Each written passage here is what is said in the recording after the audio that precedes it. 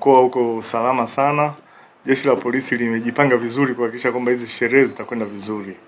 Tutaimarisha zaidi doria zetu za aina tatu: doria za magari, doria za askari wa miguu pamoja na doria za mbwa wa polisi.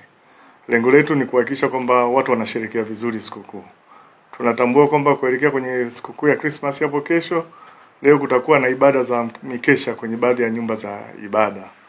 Kwa hiyo tuwatake wananchi wahakikishe kwamba wanapokwenda kwenye nyumba za ibada, kwenye makazi yao, wanaacha watu ambao watakuwa waangalizi wa nyumba zao.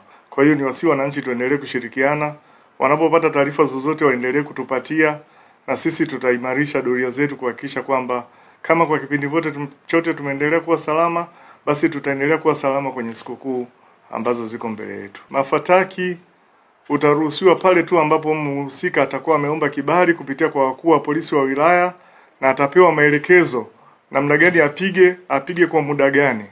Kwa hiyo mtu ambaye atafyatua mafataki baruti bila kupata kibali, huyo atakuwa anatenda kosa.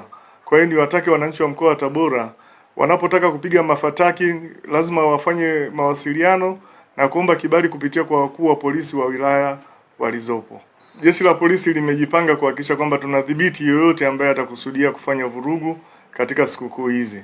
Niwasihi pia madereva wanaotumia vyombo vya moto, kutakuwa na mwingiliano wa watu wengi kwenye maeneo ya barabara zetu.